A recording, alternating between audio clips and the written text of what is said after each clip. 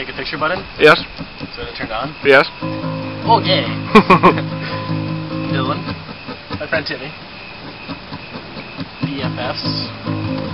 I woke up this morning, and it's like a long sleeve t-shirt. I want to see how many times I can roll the sleeves. And the more you roll your sleeves, the more of a tool you are. So this is my Tool Academy shirt. It's like at a 7. I'd say 7. 7. 7 and a halfer.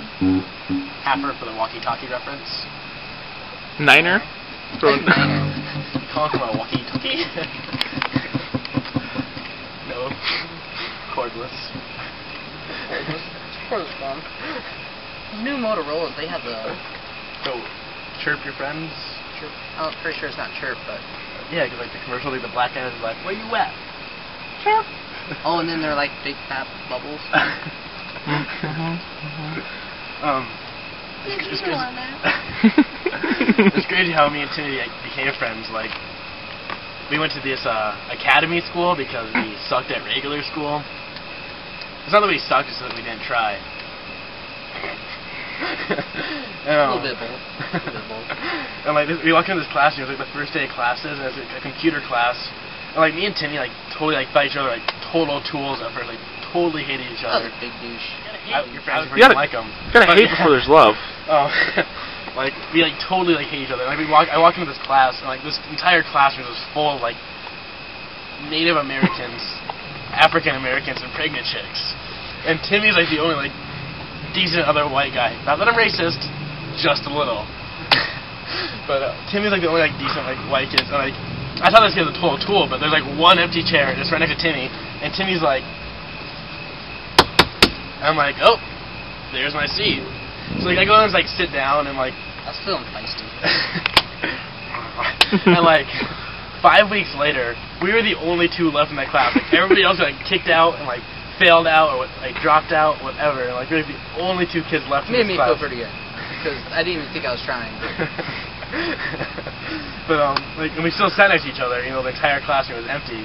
And like, one day we had a substitute teacher, and like we were just like being feisty, like we always are. And instead of the word "you," you're saying the word "Jew." So like, what you doing? Or like, what do you mean? And stuff like that. And like the sub was like catching on. She's like, you guys say Jew one more time, I'm gonna kick you out. And I'm like, do we have to go to the office? And she's like, no, I'm just gonna kick you out. I'm like, do you really want to do that?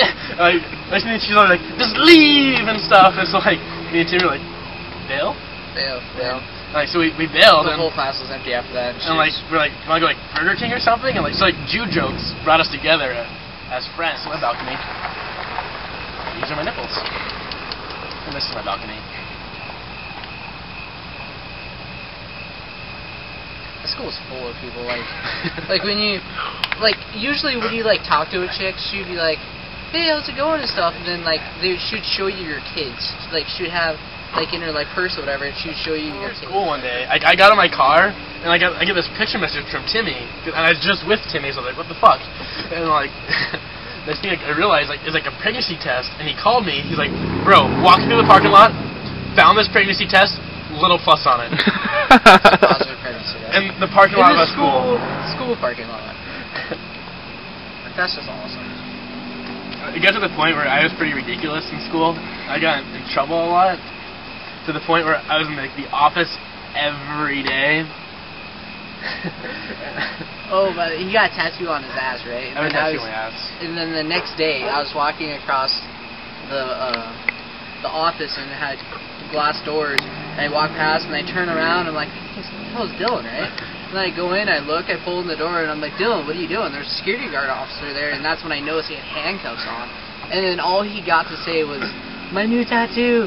And then the security guard was like touching him up, and I'm like, I knew right then. He like showed his new tattoo on his ass to some teacher. Like, I just wanted to like show her the tattoo, but like my entire butt cheeks became noticeable, and apparently I mooned her, and this was the whole ordeal.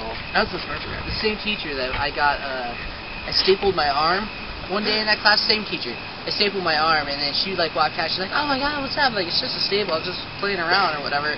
And then I get pulled out of the next period's class, down to the office, thinking that, like, she was talking to the principal, and the principal thought I was a cutter.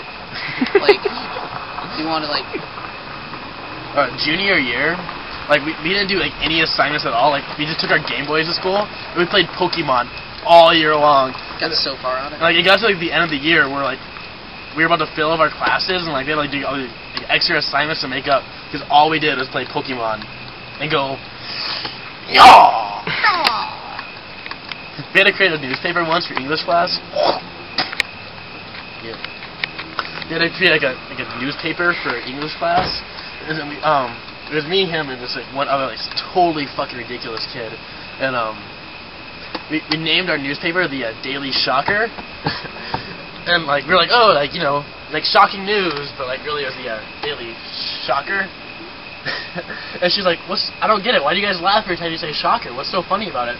And we're like, Google it. So we don't know if our teacher Googled the shocker or anything. She didn't talk to us much about it after that, though. Maybe she's like happy that like we like brought in like a new foreplay movement for her. That is SpongeBob and Patrick. That is our friendship tattoo. We give high fives. Oh, okay, last week, like 2 weeks ago, we were outside and like Timmy has a sword in his room. I'm like, hey Timmy, let's go ask your mom if there's anything we like cut or anything. And so next thing you know, we're out front with like some potatoes. And like Timmy throws a potato in the air and he slices it with a sword. And it was like the coolest thing ever. Like all you hear is like slice and you see like 2 separate potatoes fall. And so I was like throwing potatoes at Timmy and he was slicing them. We felt like douches doing it, but it's just so cool. And we were bored. And like one potato, like he missed one, so he would like pick it up with his sword and like throw it in the air. And like I went to catch it, and he went to like slice it. And next thing I know, I'm standing here like screaming like, "Oh my God, you just cut your thumb off, bro!" And like I look down like I was on the ground laughing. On the ground laughing. My thumb's like bleeding Profusely? Profusely. And like all I see was blood, so I thought like he cut my thumb off at first. But when I realized it was just a really bad cut, it was like funny. To the hospital though. It was fun. We didn't tell him to cut it with a sword though. I was cutting potatoes with a knife for dinner. Left that part out. I'm like, this is why men don't cook. Ah. She didn't think it was very funny. We told the hot nurse what we did though, because we thought she'd get it. She was all about my good time.